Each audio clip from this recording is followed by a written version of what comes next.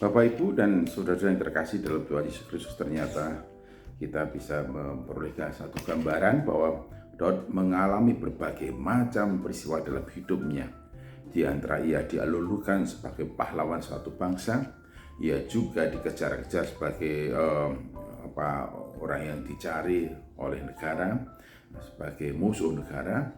Demikian juga ia menghadapi olok-olok dan hinaan yang begitu rupa. Bahkan pernah sepanjang perjalanan waktu dia mengungsi atau melarikan diri dari anak yang memberontak, di sepanjang jalan dia itu menghadapi penghinaan dan penghinaan, sampai pengawalnya itu tidak tahan untuk segera membunuh orang yang bersangkutan, tetapi Daud mengandalkan semuanya itu kepada Tuhan. Dalam kehidupan kita bisa saja kita itu diolok-olok, dihina oleh orang-orang sekitar kita yang merasa hebat, merasa lebih hebat, merasa lebih bisa, merasa lebih pintar, merasa lebih mengerti dari segala sesuatunya.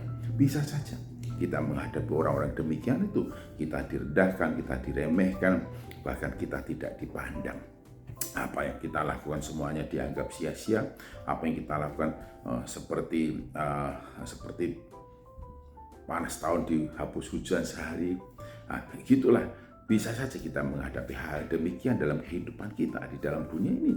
Tapi bagaimana dengan Daud? Ia mohon belas kasihan kepada Allah, berdoa dan mohon belas kasihan kepada Allah.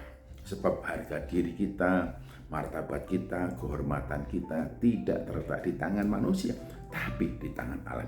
Seperti Rasul Paulus menegaskan ketika ia dalam pengabaran pemberitaan Injilnya di Athena, di dalam Dia kita hidup, kita bergerak, dan kita ada. Jadi eksistensi kehidupan kita adalah oleh dan dari Tuhan Allah. Oleh karena itu, ketika Daud menghadapi olok-olokan, cercaan, hinaan, direndahkan, diremehkan untuk apa yang sudah diperbuat bagi bangsa, bahkan tidak dianggapnya, lalu dikejar-kejar sebagai buronan negara, ya Daud datang kepada Tuhan.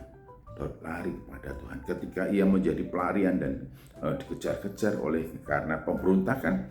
Lalu di sepanjang perjalanan pengungsian itu, dia juga diolok-olok dan hina, dicerca. Dalam situasi kondisi yang demikian, Daud meminta pertolongan kepada Tuhan yang memberikan gambaran seperti seorang hamba laki-laki memandang tangan tuannya, seperti seorang hamba perempuan memandang tangan nyonyanya, berharap dan menanti tuannya bertindak, nyonyanya bertindak untuk mengangkatnya, untuk membelanya, untuk mengatasi persoalannya, karena itu semua di luar kapasitasnya dan kemampuannya sebagai seseorang yang mengabdi kepada Tuhan. Mengapa? Karena pengadilan itu, penghakiman itu adalah hak Tuhan. Oleh karena itu, ia mengembalikan semuanya kepada Tuhan ketika ia diperlakukan secara tidak adil. Sungguh-sungguh luar biasa. Ia berharap penuh kepada Tuhan. Ya, memang sepanjang ia dihina, dicerca, diolok-olok, direndahkan, diremehkan, rasanya begitu sakit dan menyayat hati. Berapa lama lagi ya Tuhan Kau membiarkan hal ini terjadi? Tetapi Daud tetap berharap kepada Tuhan. Mengapa? Karena pertolongan ia adalah dalam nama Tuhan. Demikian juga halnya kita. Pertolongan kita adalah dalam nama Tuhan. Di dalam Dia keadilan itu. Di dalam Dia kita memperoleh keadilan itu. Di dalam Dia kekuatan kita perlu untuk mengangkat kita, dan juga untuk memberikan kepada kita tempat yang lebih daripada orang-orang yang mengolok-olok dan menghina kita. Tuhan yang akan memutarbalikkan semuanya itu.